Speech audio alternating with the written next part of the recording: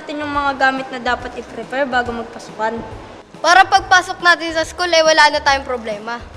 Mabuti na lang pinag-aralan natin ito bago magpasukan.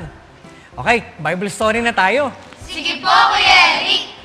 Noong nakaraan ay natunghayan natin ang tungkol sa naging sumbong ng ilang tao laban sa 3 kaibigan ni Propeta Daniel. Isinumbong po sila ng ilang tao sa hari dahil hindi po silang nakitang sumasamba sa larawang ginto na itinayo ng hari ng Babylonia. Kaya nagalit po ang hari sa kanila nang malaman niya pong hindi po sila sumasamba at naglilingkod sa larawang gintong ginawa niya. At inutos po ng hari na dalhin sila sa kanya para alamin po kung talagang sinadya ba nila na hindi sumamba sa Diyos-Diyos ang ginawa niya. Oo. At ito naman ang naging kasagutan ng 3 kaibigan ni Propeta Daniel sa hari.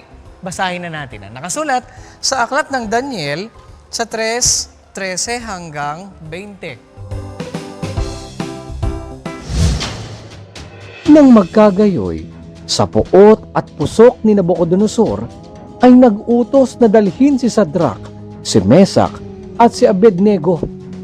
Kanilang ngang dinala ang mga lalaking ito sa harap ng hari. Si Nabucodonosor ay sumagot at nagsabi sa kanila, Sinasadya nga ba ninyo, o Sadrach, Mesach at Abednego, na kayo'y hindi mangaglilingkod sa aking Diyos, ni magsisisamba man sa larawang ginto ng aking tinayo? Kung kayo nga'y magsihanda sa panahong inyong marinig ang tunog ng korneta, ng plauta, ng alpa, ng sambuko, ng salteryo, ng gaita, at ng lahat na sari-saring panugtog, na mangagpatira pa at magsisamba sa larawan na aking ginawa, mabuti. Ngunit kung kayo'y hindi magsisisamba, kayo'y ihahagis sa oras ding yaon, sa gitna ng mabangis na hurnong nagniningas. At sinong Diyos ang magliligtas sa inyo sa aking kamay? si Sadrach, si Mesach at si Abednego ay nagsisagot at nangagsabi sa hari, O Nabucodonosor, kami ay walang kailangan na magsisagot sa iyo sa bagay na ito. Narito, ang aming Diyos na aming pinaglilingkuran ay makapagliligtas sa amin sa mabangis na hurnong nagniningas at ililigtas niya kami sa iyong kamay, O Hari. Ngunit kung hindi, talastasin mo, O Hari, na hindi kami mangaglilingkod sa iyong mga Diyos, ni magsisisamba man sa larawang ginto na iyong itinayo. Nang magkagayoy, napuspos ng kapusukan si Nabucodonosor at ang anyo ng kanyang mukha ay nagbago laban kay Sadrach, kay Mesach at kay Abednego. Kaya't siya'y nagsalita at nag-utos na kanilang paiinitin ang hurno ng makapito na higit kaysa dating pag-iinit. At kanyang inutusan ang ilang malakas na lalaki na nangasa kanyang hukbo, nagapusin si Sadrach, si Mesach at si Abednego. At sila'y inihagis sa mabangis na hurnong nagniningas. Talaga po palang nagalit ang hari sa kanila. Kaya itinakda na po sila ng hari na ihagis sa mabangis na hurnong nagniningas dahil sa pagsuway sa kanyang utos. Nanindigan nga ang magkakaibigan na hindi sila sasamba sa Diyos-Diyosan dahil alam nilang labag yun sa kalooban ng Panginoon. Ano po ba ang nangyari sa mga kaibigan po ni Daniel? Makakaligtas po kaya sila sa hurnong nagdiningas? Magandang tanong yan. Bukas natin malalaman kung talaga bang ililigtas sila ng Diyos na kanilang kinikilala. At para mapatunayan nila sa hari na iyon ang Diyos na pinaglilingkuran nila. Kaya huwag kayong absent sa panonood ng Bible story.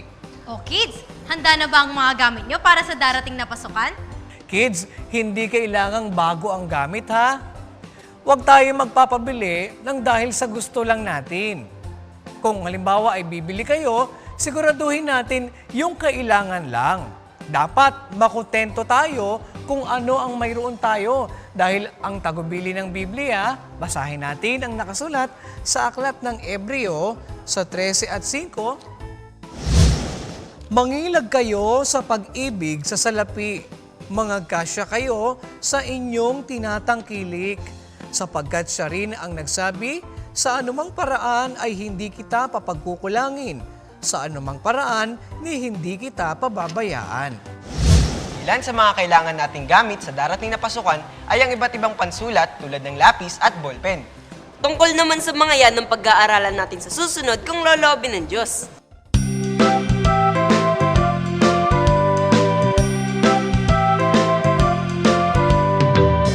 Lunti ang kapaligiran, o kay gandang pagmasdan. Sariwang hangin na malalanghap, sa buhay natin walang kasing sarap. Mga burol at kabundukan, maraming puno at halaman, sa pagsabay sa kaunlaran, sana ay pangalagaan. Ang kalikasan ating ingatan, biyaya ng ating Diyos. Panatilihan ang kalinisan at pagyamaning lubos.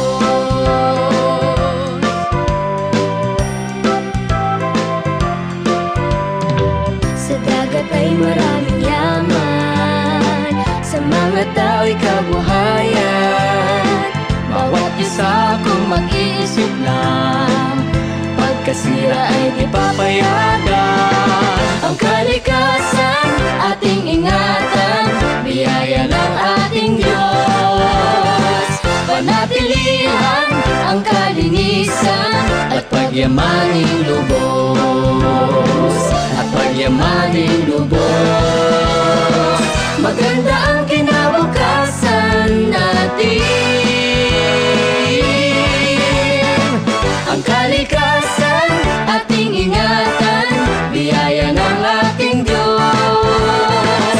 Panatilihan ang kalinisan at pagyamaning lubos. Ang kalikasan ating ingatan, biyaya ng ating Diyos. Panatilihan ang kalinisan at pagyamaning lubos.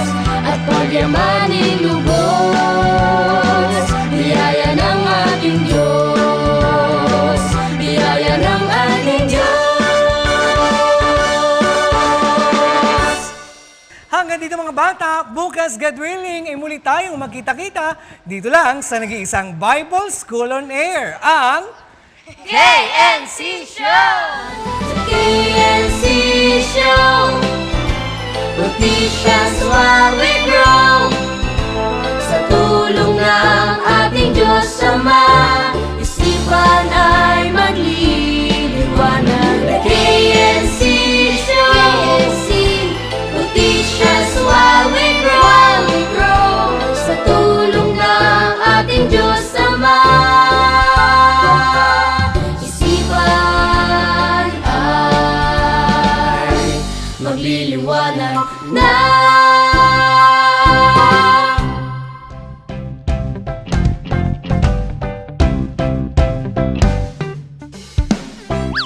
Magandang hapon, mga kids. Ay, tara, sama-sama nating panoorin ang ang pagtuturo ni Professor Sena. Tara, sama-sama nating panoorin. Alamin naman natin ang pagguhit ng naka-side view o ang patagilid na angulo.